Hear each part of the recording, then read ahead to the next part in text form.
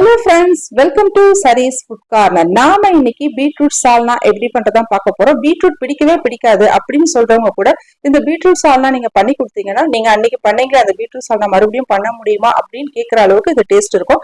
கண்டிப்பா ட்ரை பண்ணி பாருங்க. இது பாக்குறதுக்கு முன்னாடி எங்க சேனலை இது வரைக்கும் சப்ஸ்கிரைப் பண்ணாதவங்க சப்ஸ்கிரைப் பண்ணிக்கோங்க. பக்கத்துல இருக்கிற பெல் ஐக்கான்ல ஆளுங்கிற பட்டனை பிரஸ் பண்ணிக்கோங்க. அப்பதான் நாங்க போற வீடியோ உங்களுக்கு நோட்டிபிகேஷன்ல காட்டும். வாங்க வீடியோக்குள்ள போலாம். இதுக்கு 1 டீஸ்பூன் அளவுக்கு கசகசாவும் ஒரு 5 to 6 நம்பர் முந்திரியும் சேர்த்து நல்ல தண்ணி ஊத்தி ஊற வச்சிடலாம். இது அப்படியே ஊறட்டும். இப்போ ஒரு பேன் வச்சுக்கலாம். பேன்ல 2 டேபிள் ஸ்பூன் அளவுக்கு எண்ணெய் விட்டுக்கலாம்.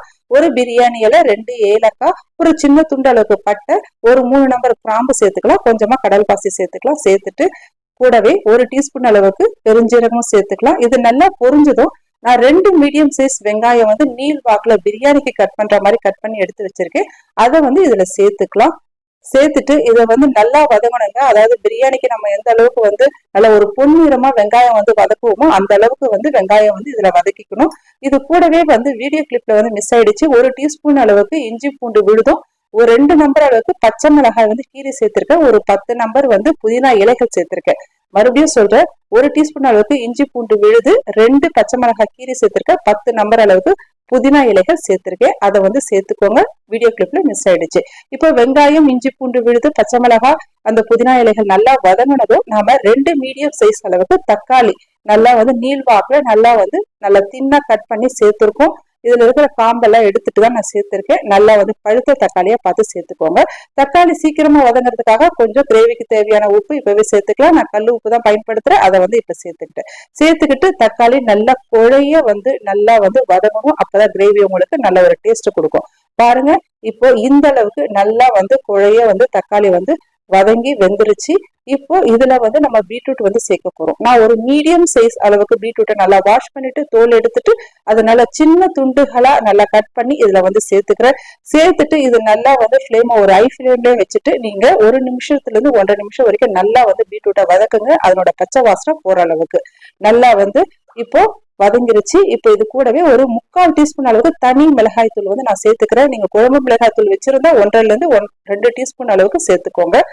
இல்ல தனியா வச்சிருந்தீங்கன்னா 3/4 டீஸ்பூன் மிளகாய் தூள், 1 டீஸ்பூன் அளவுக்கு நீங்க தனியாத்தூள் கூட சேர்த்துக்கலாம். நான் தனியாத்தூள் இங்க சேர்க்கல, மிளகாய் தூள் மட்டும் தான் சேர்க்கிறேன். ஒரு 1/4 டீஸ்பூன் அளவுக்கு மஞ்சள் தூள் சேர்த்துக்கிட்டு கொஞ்சமா தண்ணி விடுங்க. தண்ணி விட்டுட்டு நல்லா மிக்ஸ் பண்ணி விட்டுட்டு இது நல்லா கொதிக்க வைங்க. பீட்ரூட் நல்லா வேகட்டும். பாருங்க, இந்த மாதிரி நல்லா மிக்ஸ் பண்ணி விட்டுட்டு அது வேகட்டும். அதுக்குள்ள நம்ம மசாலா அரைச்சிக்கலாம். ஒரு அரை முடி அளவுக்கு தேங்காய் நல்லா பொடியா கட் பண்ணிட்டு நான் சேர்த்திருக்கேன். கூடவே 2 ஏலக்காய், ஒரு சின்ன துண்டு அளவுக்கு பட்டை, 2 கிராம்பு சேர்த்து 1 டீஸ்பூன் அளவுக்கு பெருஞ்சீரகம் சேர்த்து கூடவே நம்ம ஊற வச்சிருக்கிற அந்த கசகசா முந்திரியும் சேர்த்துட்டு கூடவே 1/4 டீஸ்பூன் மிளகு, 1/4 டீஸ்பூன் சீரகம், 1 டேபிள் ஸ்பூன் அளவுக்கு பொட்டுக்கடலையும் சேர்த்துக்கலாம். சேர்த்துட்டு நல்ல ஒரு ஃபைன் பேஸ்டா இதை அரைச்சிக்கலாம். அரைச்சாச்சு. பீட்ரூட்டும் நல்லா வெந்து வந்துருச்சு. இதுல இந்த விழுத சேர்த்துடலாம். சேர்த்துட்டு ஒரு தடவை நல்லா கலந்து விட்டுக்கோங்க. மிக்ஸி ஜார்ல ஊட்டி இருக்கிற மீதி மசாலாவும் தண்ணி கொஞ்சம் சேர்த்து அதையும் இதுல சேர்த்துக்கோங்க. சேர்த்துட்டு கன்சிஸ்டன்சி பாத்தீங்கன்னா கொஞ்சம் தண்ணியா இருக்கிற மாதிரி பாத்துக்கோங்க. அப்பதான் கிரேவி கொதிச்சு வரும்போது உங்களுக்கு திக்னஸ் கொடுக்கும். பாருங்க, இந்த அளவுக்கு இருக்கிற மாதிரி நீங்க கன்சிஸ்டன்சி அட்ஜஸ்ட் பண்ணி தண்ணி சேர்த்துக்கோங்க. எல்லாம் தண்ணி சேர்த்தாச்சு. ஒரு தடவை நல்லா கலந்து விட்டுட்டு நல்லா கொதிக்க வைங்க. ஒரு 5 நிமிஷம் கொதிக்க வச்சீங்கன்னா நல்லா எண்ணெய் பிரிஞ்சு இந்த அளவுக்கு நல்லா கிரேவி ரெடி ஆயிடும். நல்லா எண்ணெய் பிரிஞ்சு திக்னஸ் வந்திருக்கு. பாருங்க, கிரேவி நல்லா கொதிச்சு திக்காயிடுச்சு. இன்னமும் நீங்க ஸ்டவ் ஆஃப் பண்ணதுக்கு அப்புறமா ஒரு 5-10 நிமிஷத்துல மறுபடியும் இன்னும் கொஞ்சம் கிரேவி திக்னஸ் கொடுக்கும் உங்களுக்கு. அவ்வளவுதான், ஒரு சூப்பரான பீட்ரூட் சால்னா ரெடி ஆயிடுச்சு. இதை ஸ்டவ் ஆஃப் பண்ணிட்டு இதுல கொஞ்சமா உங்களுக்கு கொத்தமல்லியும் புதினா இலைகளும் நீ தூவி விட்டுக்கோங்க.